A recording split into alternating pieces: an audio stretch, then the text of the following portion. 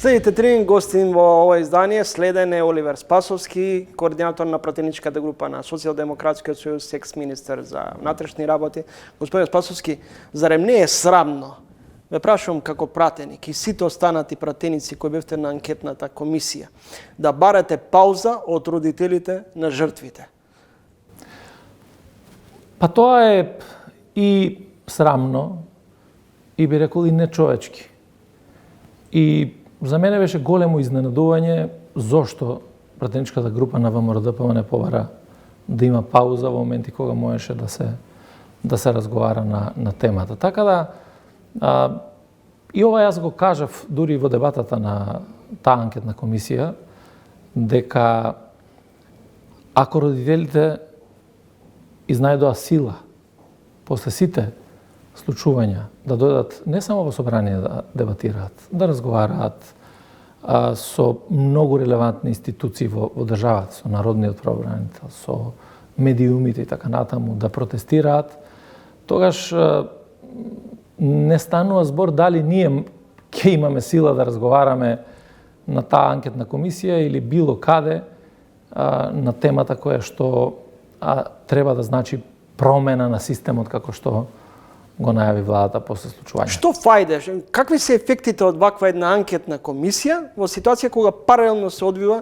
судски процес? Дали ова беше само исклучиво за прибирање на политички поени, било на СДС, било на ВМРО, да помне на грбот на родителите? Судскиот процес е процес кој што се одвива на основа на истрагата која што е спроведена. И тоа нема собранието надлежност да се меша во судскиот процес, за тоа што се случува таму. Секако дека секој од нас може да има различни размислувања, ставови во однос на тоа што е обвинението, дали така поставеното обвинение ќе дојде до конечни резултати кои што ги очекува јавноста. Јас лично се сомневам заради тоа што не може во ниту еден момент се да се подведе под едно кривично дело и да одговараат сите за истата работа, меѓутоа тоа е работа на правосудниот систем. Дали оваа трагедија е резултат на системски пропусти и постои ли опасност судскиот процес да заврши како несреќен случај? Парламентот има надлежност своја која што може да практично направи една расправа, надзорна функција која што му е работата, преку формирањето на анкетни комисии, преку надзорна расправа и така натаму. Меѓутоа, ова што беше расправа во собрание сега е седница на постојаната анкетна комисија за заштита на човековите права и тука родителите имаат доставено во јули месец представка за заштита на човековите права. И на основа на таа представка се разговараше во собранието. Јас секогаш сметам дека таа дебата треба не да навлегуваме во истрагата, не да бидеме ние тие кои што ќе судиме и така натаму или парламентот, туку едноставно преку вакви дебати да видиме кои се негативностите во системот. Ако сите говориме за тоа дали системот потфрлил во овој случај, односно не прашуваме, туку констатираме дека системот потфрлил, тогаш ние ќе мораме да најдеме механизми низ таа дебата, низ анализа да видиме што е тоа што треба да се промени. Еден добар дел од работиве е на собранието, затоа што законската регулатива која што се носи од страна на собранието. Ќе го спомнам законот за угостителска дејност. Клучен закон за ваквите угостителски објекти и така натаму. Собранието го има менувано во периодот до 2017 година 2 пати, во кои што практично се намалуваат критериумите за отворање на вакви угостителски објекти. Сега, едноставно, после тие 2 измени кои што се направени, законот кажува дека собственикот може со собствена изјава под полна материјална и кривична одговорност да гарантира дека објектот ги исполнува сите тие услови кои што ги исполнува. Дали се сеќавате кога последен пат во ваш мандат МВР влегло во дивата дискотека? Повеќе пати е влегувано заради тоа што имаше отворено оперативни акции. Ви се сеќавате на оперативната акција за безбеден град, што беше во Скопје, безбедно лето кое што работеа колегите, така да имало повеќе контроли. И тогаш од аспект. И тогаш не беше евидентирано дека има пропусти. Министерството за внатрешни работи прави контрола од аспект на својата надлежност. Значи, контрола за малолетници, контрола во делот на тоа што значи обезбедување на дискотеката и така натаму, ако има, додека другите институции, пазарниот инспекторат и така натаму, имаат надлежности во однос на тоа дали има лиценци, која намена има објектите и така натаму, тоа не се активности на Министерството за внатрешни работи. Затоа викам јас дека системот мора да зајакне и таму каде што немаме децидни норми во однос на одредени работи, настануваат одредени пропусти кои што се случуваат. Меѓутоа, ова треба да се утврди и час поскоро да се смени законската регулатива. Меѓутоа, кога говориме после случајот во Кочани, дека треба да се промени системот и дека треба да направиме се за да тој систем функционира нормално, тоа ќе подразбира дека системот за да се менува, треба да се менуваат и одредени критериуми кои што се за носители на функции, па критериуми како и на кој начин и кои треба да ги исполнуваат условите одредени објекти, не само во областа на угостителството. Тука ќе напоменам, овој парламентарен состав сега, до сега, најмногу закони, ако погледнете статистички, најмногу закони има донесено во кои што, и тоа по скратена постапка, во кои што се менуваат две работи. Едната работа е промената на името во уставното име, значи Република Македонија се заменува со Северна Македонија, и втората промена се намалуваат критериумите за избор на директори. Скоро во сите закони кои што практично се донеле до сега во собранието. Тоа покажува дека декларативно е само заложбата дека ние сакаме да ги зајакнеме критериумите, да имаме менување на системот, а во пракса, тоа што сега ни се случува во моментот, ние практично имаме намалување на критериуми за да се задоволат одредени политички апетити. Господин Спасовски, населување на мигранти. Реалност или ширите параноја и ксенофобија? Миграцијата како процес е еден феномен, да речем, кој што нема да заврши сега, нема да заврши за брзо време, тоа е нешто што ќе трае или како безбедносен предизвик, исто како што е и тероризмот, како што е и компјутерскиот криминал и така натаму. Меѓутоа, миграцијата, вие знаете дека сериозен проблем 2015 година имавме со миграцијата во државата. Некаде 2015 до јануари, крајот на јануари 2016 година, имаме околу 1.100.000 мигранти кои што поминале низ територијата на Македонија, така да ова прашање се сеќавам дека имавме голема мигрантска криза, се плашевме дека дел од тие ќе останат, па никој не остана во државата. Ова прашање кое што сега го отвараме не е прашање на најмалку треба да биде прашање на ширење на ксенофобијата, заради тоа што таа човечка емпатија треба да биде клучна во моменти кога ево прашање миграцијата, кога одредени луѓе бегаат од зошто одите со усвојување предлог резолуција во собрание, собирате потписи? Сега, значи, кога зборувам за тоа дека најмалку треба да биде прашањето на ксенофобијата и така натаму, тоа е клучната работа. Меѓутоа, овде се поставува сериозно прашањето. Дали ваквите процеси треба да се водат транспарентно?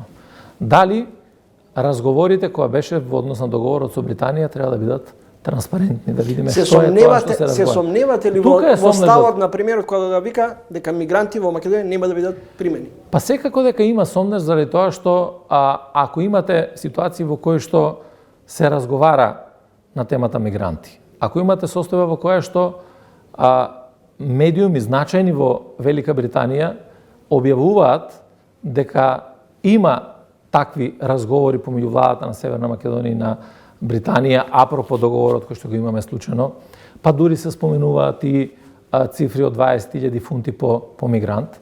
Имајќи го во предвид искуството кога бев министер 21 година, кога тогашниот британски амбасадор по насока на нивното Министерство за надворешни работи побара средба со мене, а впрочем се побара средби во целиот регион тогаш на така наречениот Западен Балкан. Истава работа беше понудена.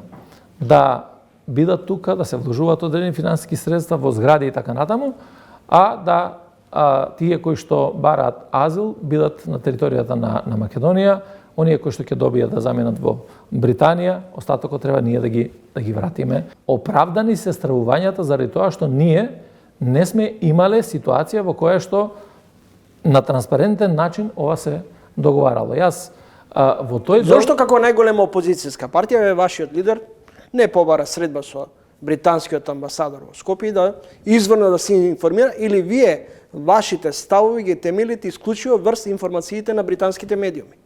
Не, ние ги темелиме нашите информации на сите извори на информации кои што ние ги добиваме.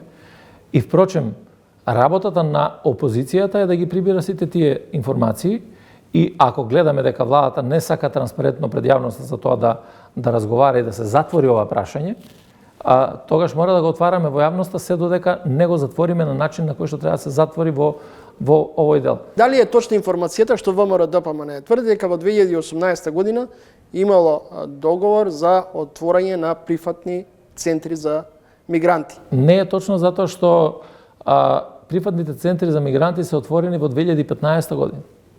И такви прифатни центри за мигранти имаме два. Едниот во Винојуг во Гевгелија, вториот во Табановце. Тие и ден денеска работат како прифатни центри. Капацитетот на тие прифатни центри беше некаде од 1500 до 2000 по ден. Зошто тогаш не една информација да ви дадам? Зошто тогаш, на пример, не сте гледале ништо спорно во прифаќање на мигрантите, а сега меѓу јавноста ја ширите тезата дека во Македонија кога дојдат мигранти тоа ќе биде драма. Прво, тоа се две состојби, две ситуации кои што се сосема различни. Ние имавме мигрантски бран во кој што 2015 година во Македонија влегуваа по 12 до 15 илјади луѓе на ден, кои што транзитираа низ Македонија и заминуваа по западно-балканската рута.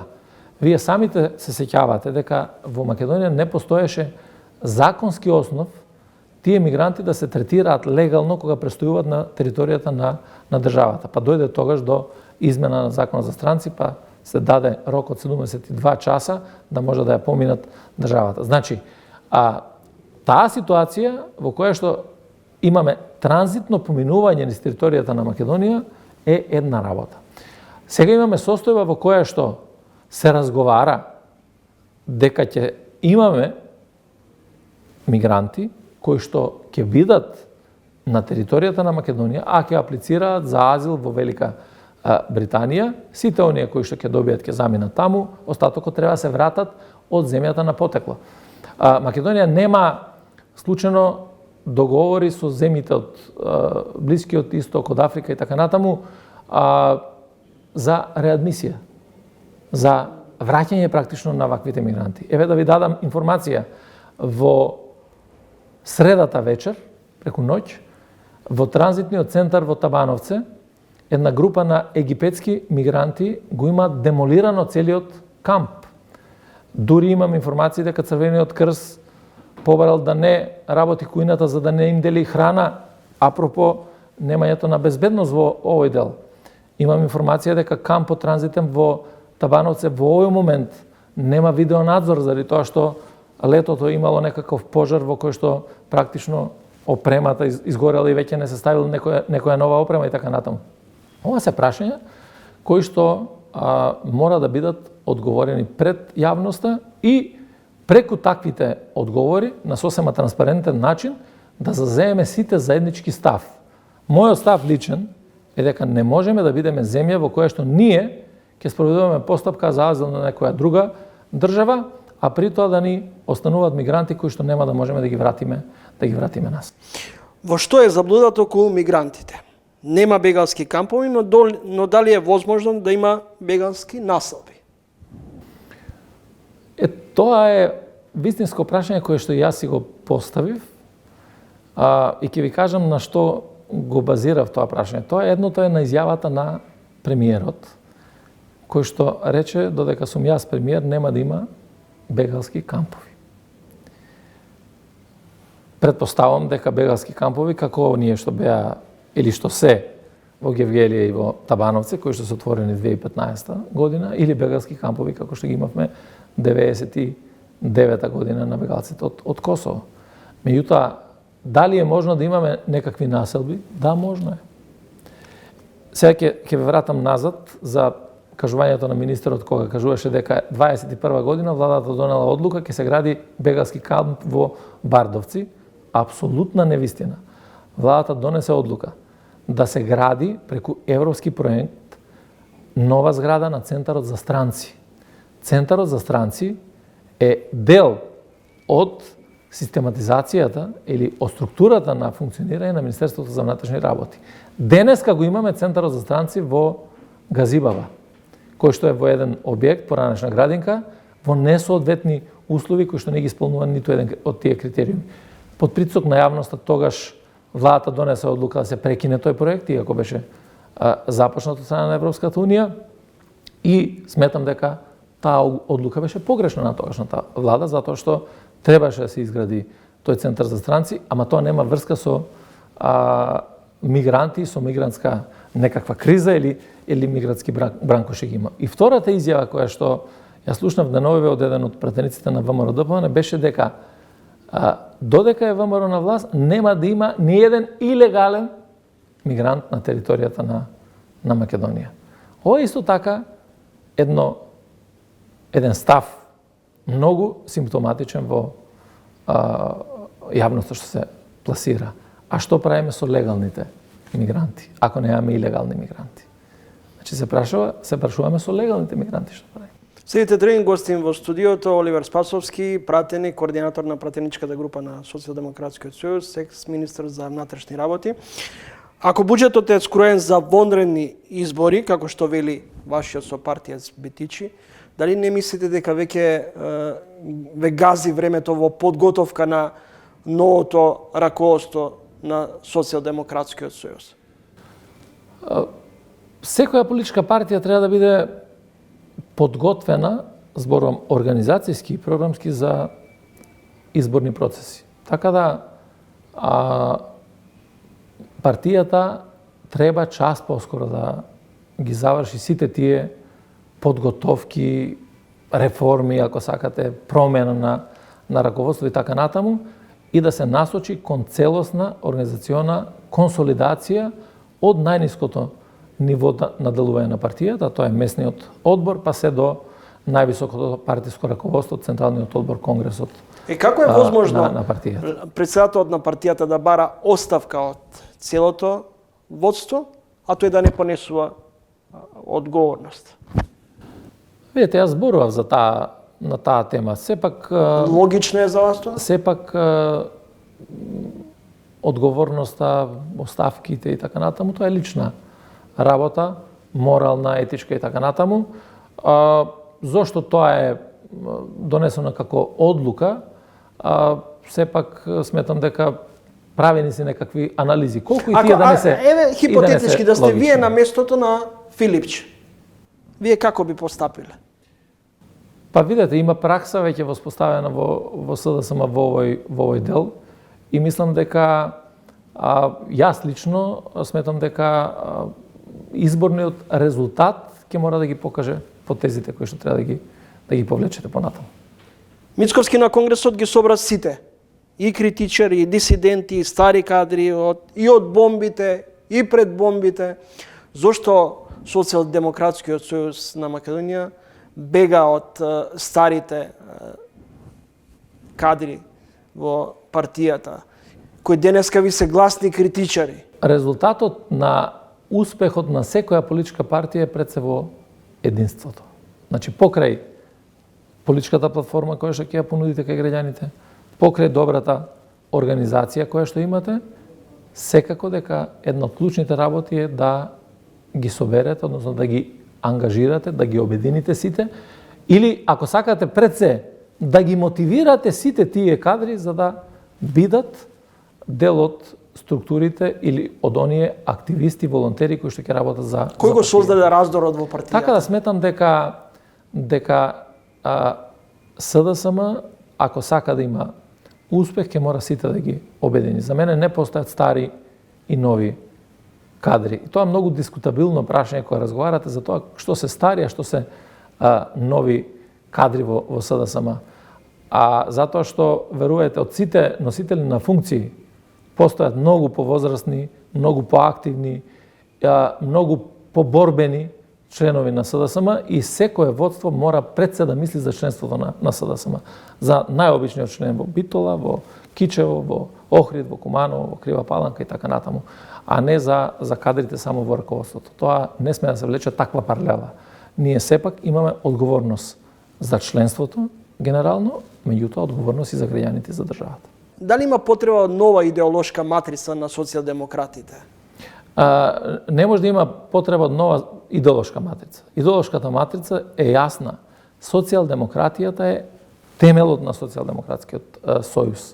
Зошто, например, го изгубивте оној граѓански концепт? Го изгубивте невладиниот сектор? Пристапот во реализацијата, имплементацијата на таа наша социјалдемократска платформа и вредност треба да биде сигурно модифициран, заради тоа што се модифицираат со текот на времето. Сега, ова е многу интересно прашање во однос на, да речем, не губење, би рекол, можеби деактивирање на одредени членови на СДСМ, натаму невладини организации и така натаму, затоа што сметам дека имаше одредени политики кои што практично ги прокламиравме, беа дел од изборните програми на Социјалдемократскиот сојуз и на крајот се повлекувавме од тие проекти. Еден добар дел од нив реализиравме и тие проекти кои што ги реализиравме се за доброто на граѓаните на државата. Меѓутоа, еве да ве потсетам за солидарниот данок. Се сеќавате дека беше донесена одлука, па после тоа се одложи на влада и така натаму. Мислам дека луѓето со чиста социјалдемократска идеологија и вредност не можат да прифатат во ниту еден момент политика која што ќе значи тргни во еден правец, па застани, повлечи се после понатаму, па тргни во друг правец, па застани, повлечи се. Тоа мора да се консолидираме, меѓутоа тоа е се начинот на имплементацијата на оваа наша платформа која што има. Господин Спасовски, стравувате дека ќе завршите на обвинителна клупа? Јас сум говорил многу пати на оваа тема, апсолутно немам од што да се плашам во ниту еден момент. Сите аргументи, факти се тука, институциите нека работат, јас сум тука. За оваа тема се разговараше и претходно, така да најважно е целиот тој процес да заврши преку институции. Имавме едни такви политичари кои што велат чист сум, тука сум, им стојам на институциите на располагање, па исчезнува од државата, да не спомнувам имиња. Па прво, не можете да направите никаква паралела помеѓу мене и нив. Апсолутно никаква паралела. И така да таа констатација која што ја кажувате воопшто не стои во однос на оваа дискусија. Така да јас сум тука и ќе останам тука од целиот период, така да немам јас за што да размислувам друго, освен да бидам овде, да се борам во државата, да се борам за неправдата, да се борам за вистината и така натаму. Благодарам за интервјуто. Ви благодарам.